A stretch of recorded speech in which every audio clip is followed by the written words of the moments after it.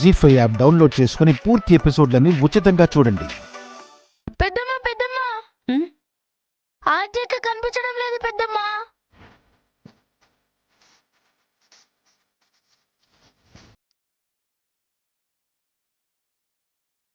కనిపించకపోవడం ఏంటి? ఇల్లంతా చూసావా? చూసాను పెద్దమ్మా, ఎక్కడా లేదు. రే, పెరట్లో చూసావా? చూసాను బావా, లేదు. నాట్యం చేయమని బలవంతం చేసినందుకు బయటికెళ్ళి అట్నుంచటే గెంతులేస్తుందేమో.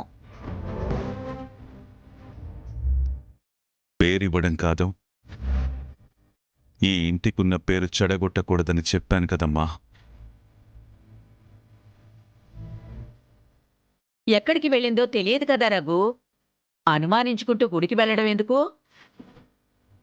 అక్కడికి వెళ్ళినా రాకపోతే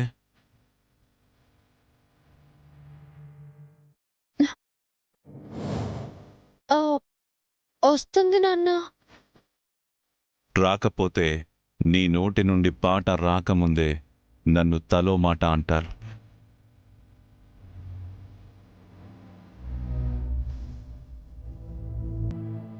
అత్తయ్య గారు, ఆ శ్రీరామచంద్ర ప్రభు నా ఆవేదనను అర్థం చేసుకొని ఆజ్ఞను అక్కడ చూపిస్తాడు. సరే, ఆ నమ్మకంతోనే పదండి. పదండి. పదండి.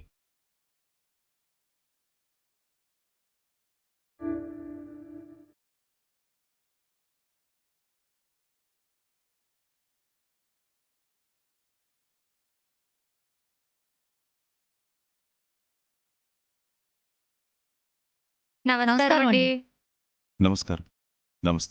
నమస్కారం. వచ్చే నెలకల్లా ఈ కొలను మొత్తం శుభ్రం చేయించండి. ఆ ఏర్పాట్లని మీరు చూడండి. అలాగేనండి. దానికి కావలసిన ధనం నేను సమకూరుస్తాను. అలాగేనండి.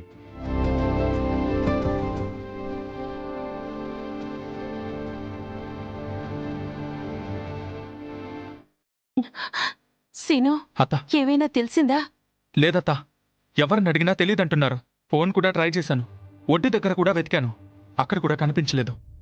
రామచంద్ర, ఛ, రామలక్ష్మి పాడితే ఆద్య నాట్యం చేస్తుందని చెప్పేశాం కదయ్యా. అదే అత్త ఇప్పుడొచ్చిన సమస్య.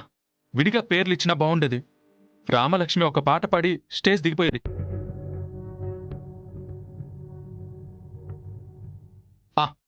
ఒక పని చేస్తానత్తమ్మా, ఆత్యకి కడుపునే పని నేనే మావేని మేనేజ్ చేస్తాను, నువ్వు. సీను,